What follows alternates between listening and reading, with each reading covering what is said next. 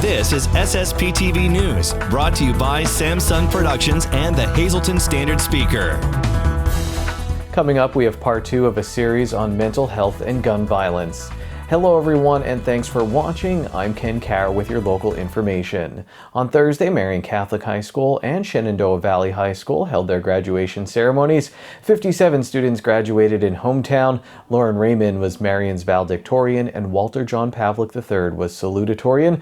A member of the SSPTV family, Isabella Lassant, got her diploma from Marion on Thursday. Congratulations to her and all of her classmates. 70 seniors were honored at Shenandoah Valley High School. Philo Patir Bochter was the valedictorian and Angelina Donovan was the salutatorian in Shenandoah. Today we have part 2 of Lisa Sugart's interview with Pathway to Recovery's Director of Prevention Education, Eileen Panzarella. The discussion picks up with Panzarella giving parents and guardians more advice on how to talk to kids about gun violence after a deadly school shooting in Texas. It's called After the Crisis, Using Storybooks to Help Children Cope.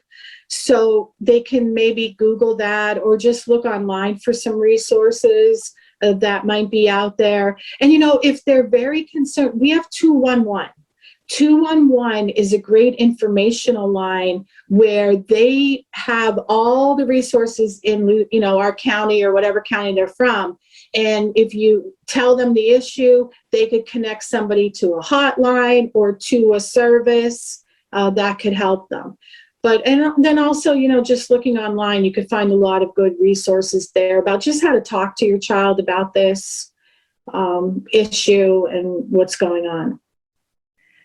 Eileen, do you think that COVID had any impact on maybe more people now seeking assistance for mental health issues, or did it make the situations worse?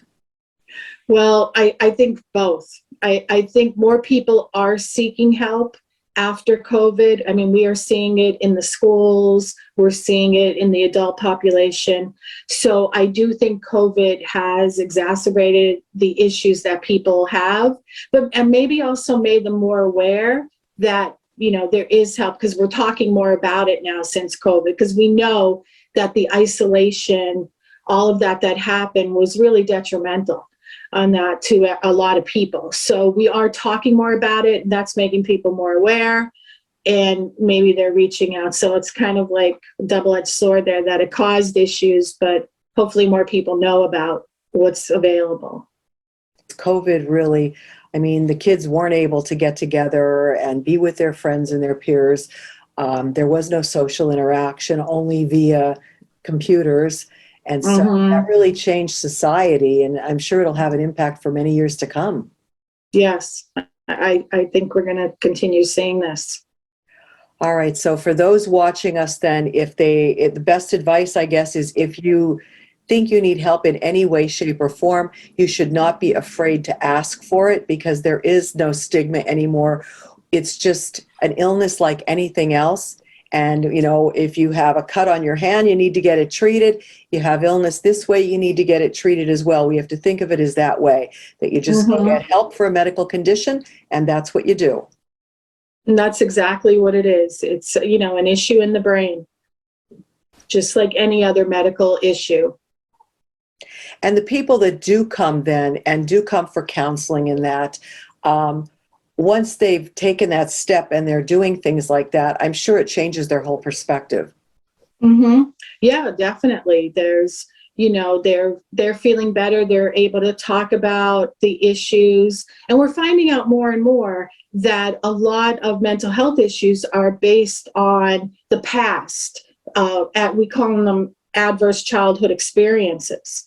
And so looking at those experiences from the past and being able to finally deal with them is really relieving for them, and then able to let them move forward.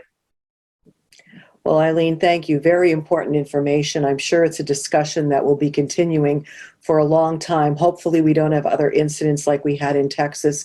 And hopefully if people do need mental health assistance, they will not hesitate to ask for it.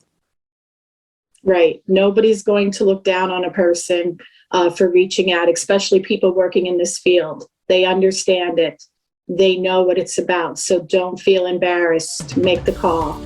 Today's news feature is brought to you by The Cheese Store and more. Go to their Facebook page to see their specials and check out their catering menu. Time now for weather on SSPTV News. Here's our forecast from the National Weather Service. On Saturday, sunny with a high near 73 degrees. Saturday night, mostly clear with a low around 47 degrees. Sunday, sunny with a high near 73 degrees. Sunday night, mostly clear with a low around 53 degrees.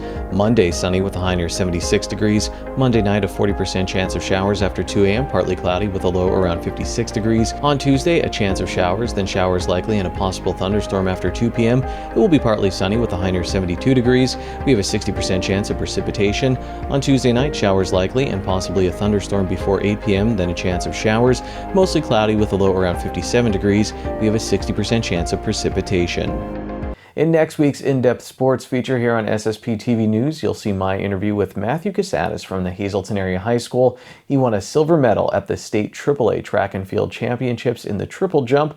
Right now, I have a little preview of next week's story. It was actually raining that day, so the environment was it was a little warm out, so I knew that the rain couldn't affect me. I had to do my best, but I came into the preliminaries. I actually didn't warm up the best, so that made me a little bit tight, and I didn't get the best jumps I could.